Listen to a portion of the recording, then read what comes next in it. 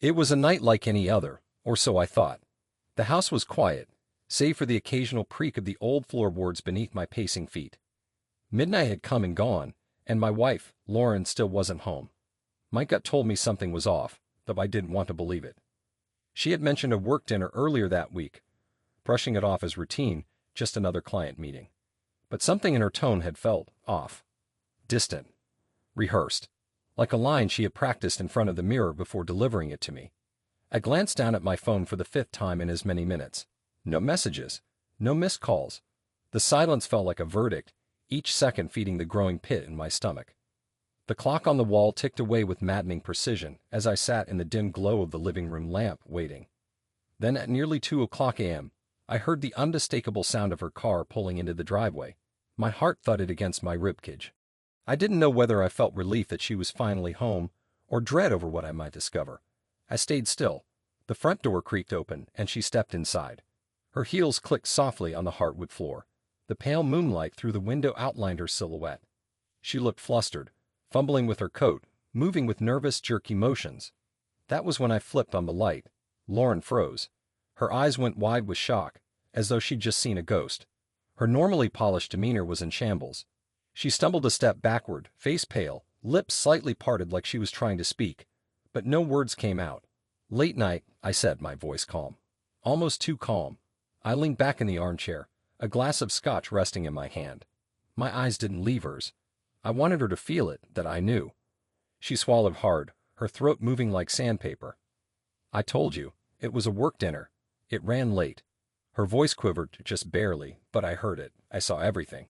"Is that what you're calling it?" I raised an eyebrow and took a slow sip of my drink. I let the silence linger. Funny. Work dinners don't usually leave lipstick stains on a man's collar. Her face went as white as bone. Instinctively, she touched her neck, where her crimson lipstick still lingered faintly. The room seemed to shrink. The air grew heavy with everything she hadn't said. "Jason, I can explain," she began, but I cut her off. "Don't," I said, standing slowly, setting the glass down with quiet precision. My movements were measured, but inside I was screaming. "Don't insult me by pretending there's an explanation I'll believe." I stepped toward her. She stepped back. "Who is he?" My voice was low, but every syllable carried the weight of betrayal. She opened her mouth, closed it, opened it again, still nothing. The silence between us roared louder than any confession. I made a mistake," she finally whispered. Tears welled in her eyes. "It meant nothing, Jason. It was stupid, and I regret it." "Stop," I said, my tone cold and razor sharp. Look at me and say it again." This was the woman I had loved for 10 years. The woman I had built a life with, shared dreams, built traditions, held through good times and bad. And now, she was a stranger standing in my home. "It meant nothing," I repeated bitterly. My laugh was dry, empty. "Do you think that makes it better? That it meant so little to you, yet you still threw everything away for it?" Her tears came faster now, streaking the makeup she had so carefully applied earlier that night. "Please, Jason, it was a mistake. We can get through this. I love you." The word hit like a punch to the gut. Love. Love wasn't sneaking around behind your partner's back. Love wasn't coming home at 2 o'clock a.m. smelling like another man's cologne. Love was trust, and she had shattered it. I walked past her without another word, grabbing my jacket off the coat rack. "Where are you going?" she asked, panic rising in her voice. "Out," I replied without looking back. "Don't wait up." I didn't sleep that night. Instead, I drove around the city, through the streets we'd once wandered together, hand in hand.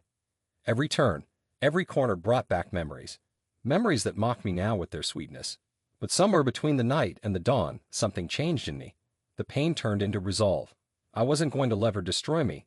If she thought she could treat our marriage like a disposable convenience, she had another thing coming. When I returned home, the house was quiet. Lauren was in bed, either asleep or pretending to be. I didn't care. I had a plan to build. Over the next few weeks, I played the part of the loving husband. I told her I wanted to make it work. I suggested therapy. I held her when she cried, listened to her apologies, watched her squirm under the weight of her guilt. And while she thought I was healing, I was building something else. My revenge. First, I gathered evidence.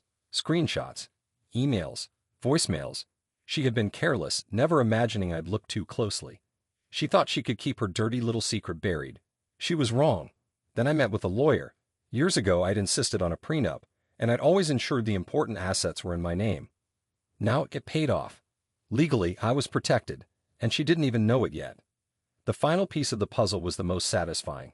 I found him. His name was Matt, a coworker, married with 2 children. Charming in the way snakes are.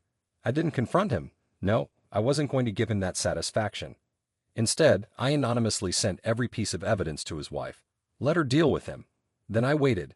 The day of reckoning came sooner than expected. It was a sunny Saturday when I suggested we host a small dinner party with close friends. Lauren, still eager to prove her commitment to fixing things, jumped at the chance. She had no idea what was coming. As our guests arrived, she played the perfect hostess. She laughed. She smiled.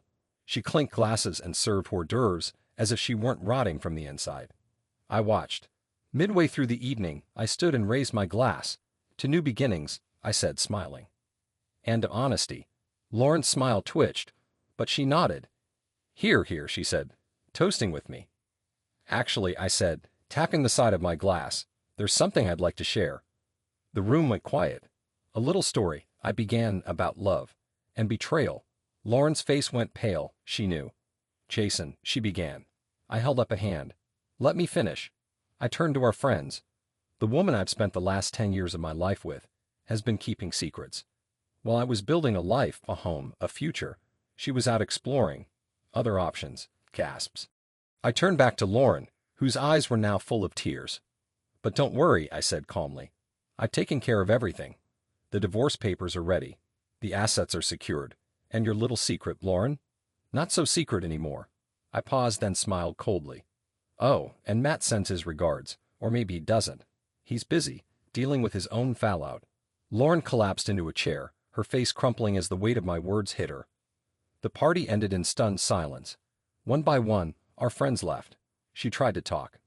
Begged. Pleaded. But I was done listening. When she finally packed her things and walked out, the house fell still, not empty. Peaceful. It wasn't the ending I had envisioned for our marriage, but it was the one she had chosen. And as I sat alone in that living room, the weight gone from my chest, I realized something I hadn't felt in months. I was free. Free to rebuild, to start over, to find someone who values loyalty, truth, real love. And this time, I won't settle for anything less.